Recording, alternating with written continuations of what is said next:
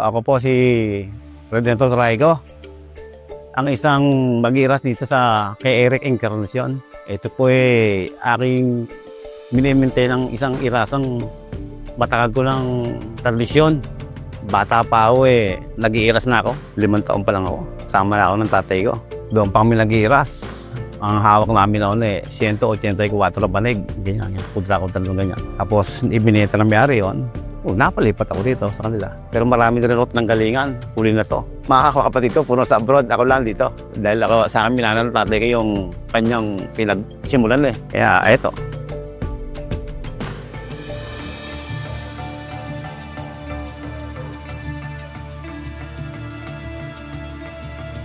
Okay naman ang asinan. Basta maganda lang ang panahon. Dahil nga, katulad niya, kung pumapasok ka ng 20 ka ba isang araw, di may 10 ka na. Dahil hati yun mayari. O ang 10, sa 200 na lang, 2,000 na, isang araw kita mo. Maganda, kaso mo nga lang kung maganda ang panahon. Yan ang kalaban ng irasan, kaligasan. Pag natakan mo na, tanggal ang pagod mo. Pera na Nasambut mo na yung pinaghirapan mo.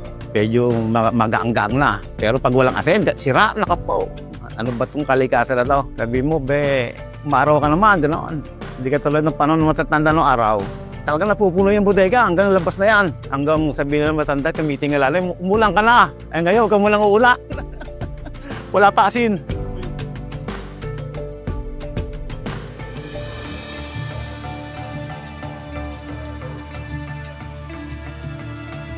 Malaki ang pinag-iba nung panahon ng unang matatanda.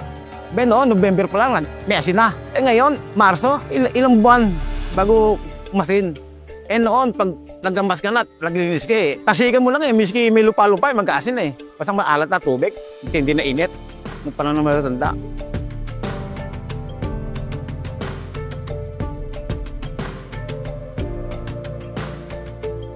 Sir, ano po yung natulog sa inyo? Malaki rin dahil 6 ang naging anak ko Diyan ko binuhay sa pag-iiras. Pag walang iras, dagat naman, lambat, kapak. Mga huli mo, hipon. Yan. Pag walang asinan. Minsan naman, katulad yan, pag nagdubog, isda naman. Ang ihulog namin, sutpo sa kabangos.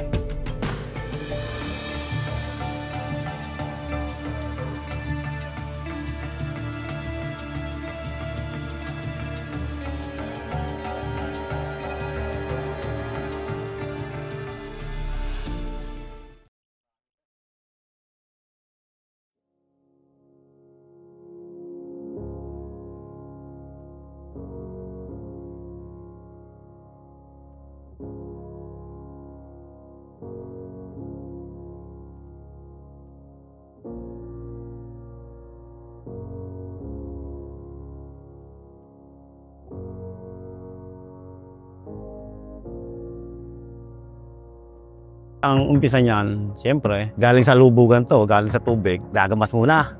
Pagagamas muna namin yan. Pag nagamas na yan, tutuyuin to. Para basa ng tubig.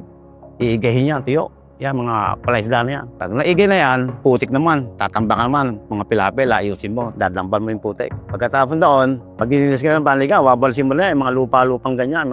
Pagkawalis, hakotin mo yung lupa. Marami Mahabang usapan, pag inumpisa ko sa umpisa hanggang katapos baka abot tayo tanghalian hanggang nagpapaalat na ng tubig. Pag maalat na ng tubig, umpisa mo naman to. Aangkaw mo yan, alisin mo yung puti, papalit mo yan dyan, kabilaan. Tapos bibreed mo siya sa araw para mambutok, para pagpasok ng tubig, linaw, katulad niya, linaw. Hindi siya lalabo. Bisa lang lumbabuya pag sumama panahon. Yung pumitang hangin, medyo namumula-mula konti yung tubig, bisa rin nadadamo yung banigan. Pero pag umambiyan ang bayan, linaw. Tapos ayan, maglinis ka na, papalit ka patuto, yan ganyan, ayan. Papalit ka niyan, wabalsin mo yung lupa, ayun, matulong mga lupang yun. Tapos tatakpi-takpi ka na, hanggang malinis mo na lahat yan. Yun, ayan, yung pison, pagugulong mo yan, para pumantay siya, plus coating. Pag pantay na siya, tatakpi mo yung mga sira. May mga sira kasi yan, yung matanggal ang bato, babalik mo yun. Kung wala kayo balik, kukuha ka dyan, mamimili ka ng maganda, hindi bengkong. Yun ang ilalagay mo ngayon. Papaluin mo siya ng kwadradong ganoon na may hawakan. Palo mo siya. Pagkatapos doon, pag naman pagulong, bababaram siya ng tubig, bago pag natiyo, pagugulong mo ulit. Palapat. Titirahin mo na yung mga patuto, babasulin mo na yan para lumubog konti. Lumapat siya dahil naangat siya na pag galing sa tubig. Lumulutang ng konti, papaluin mo lahat dyan. Pagkapalo noon, Yan, magsisimento ka na yan sa mga butas-butas na ganyan. Yung mga duktungan, papayaram siya ng simento para walang taga. Pag malinis na, mag-aantay ka na lang panahon, init sa mag-aasin. Pag gumanda panahon, pag maalat na tubig mo, nasa gradong mga 8, aasin na yan. Mga 2 tasa, kaasin na yan. Basta timindi lang init yung kalikasan. Yan ang kalaban eh. Pag sumama ang panahon ng kalikasan, patay tayo.